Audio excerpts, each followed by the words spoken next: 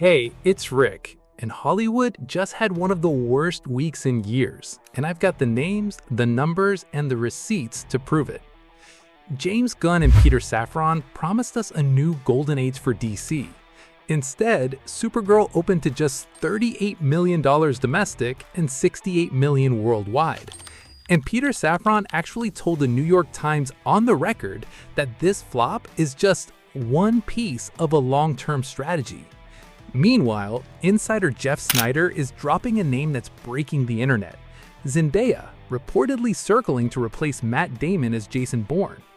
And Matt Damon, he's not going anywhere quietly.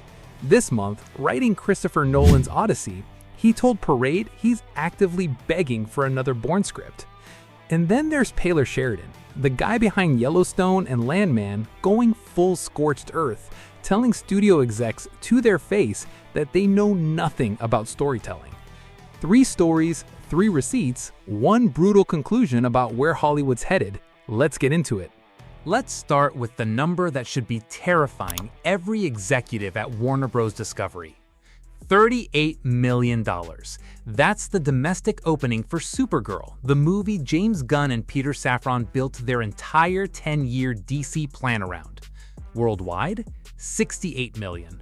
For a tentpole reboot, that's not a soft launch, that's a body on the floor. So what did co-head Peter Safran say when the New York Times called him? Word for word, he said the box office numbers came in lower than hoped, but insisted nobody should draw conclusions because Supergirl is, quote, one component of a much broader, long-term strategy. Translation, we already knew. And this isn't Safran's first rodeo with corporate spin. We've heard this exact language before, from Lucasfilm during the Star Wars sequel Meltdown, from Skydance during the Terminator reboot collapse. Every time a franchise dies, someone in a suit shows up to tell fans they don't understand the vision. Here's where it gets almost funny.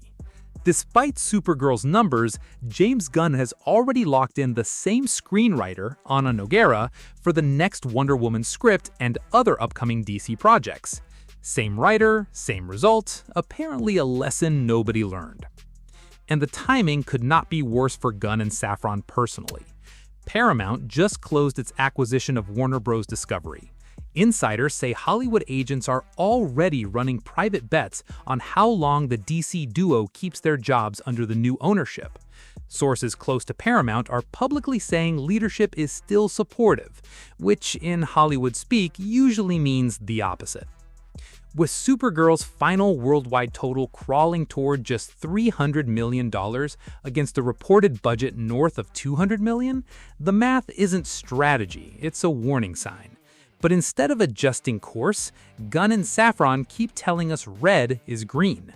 Now here's the story blowing up Hollywood group chats right now. Insider reporter Jeff Sneider claims Universal is quietly discussing a full reboot of the Jason Bourne franchise, with Zendaya stepping in as the new lead. Before anyone loses it, let's be clear about what this actually is. This is one reporter's insider claim, not a confirmed deal.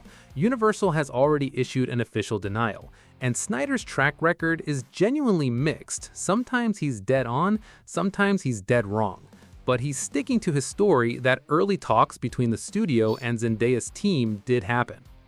Here's why this rumor even has legs. Universal paid a reported 9-figure sum last year just to reclaim the Bourne film rights. That's a massive bet that needs a return, fast. And the timing is almost cruel for Matt Damon. Right now, he's riding the biggest wave of his career off Christopher Nolan's Odyssey. Just this month, in an interview with Parade, Damon said directly that he'd love to return as Bourne and is actively looking for a script strong enough to justify it. So picture this, the original star is publicly begging to come back, and the studio may be looking to replace him entirely. And history says this kind of swap rarely ends well. Remember Indiana Jones and the Dial of Destiny, where Phoebe Waller-Bridge was positioned as Harrison Ford's successor? That movie lost the studio a reported hundreds of millions of dollars. Or when rumors surfaced that Lashana Lynch would inherit the 007 title. The backlash was so loud, producers had to publicly confirm Bond stays male. None of this is about Zendaya's talent. She's proven box office with Dune and Spider-Man, and reportedly wants a franchise that's fully hers instead of a supporting role. Fair enough. But turning Bourne, a franchise built entirely on Matt Damon's face, into a solo vehicle for someone else is a massive risk with no guaranteed upside. And then there's the guy who's done playing nice. Taylor Sheridan, creator of Yellowstone, Landman, 1883, and half the shows keeping Paramount Plus alive, just went full scorched earth in a new interview. His claim?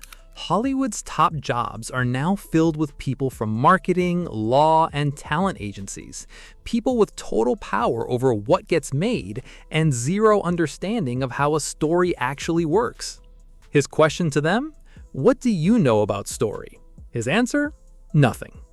Sheridan compares today's Paramount to the era of Robert Evans and Steve McQueen, a time when directors were trusted to just make the film, without 12 rounds of executive notes. His example of where it all went wrong? Modern Marvel movies, where characters spend half the runtime explaining the plot out loud instead of the camera just showing it. His deal with studios is blunt. Pay him and get out of the way completely. No committee rewrites, no consensus scripts. He said flat out he doesn't care about winning an Emmy. His only goal is making a regular person on a couch actually feel something. And he loves baiting his critics on purpose. Remember that dorm room scene in Landman with the culture clash roommate fight that lit up social media? The internet exploded, calling it mean-spirited. Then, the arc ended with both characters finding common ground, making everyone who reacted early look ridiculous. And the ratings back him up. While critically approved message shows keep getting canceled after one season, Sheridan shows keep breaking records worldwide. Supergirl, Bourne, Sheridan. 3 completely different stories, same conclusion. The people running Hollywood right now might be the biggest threat to it.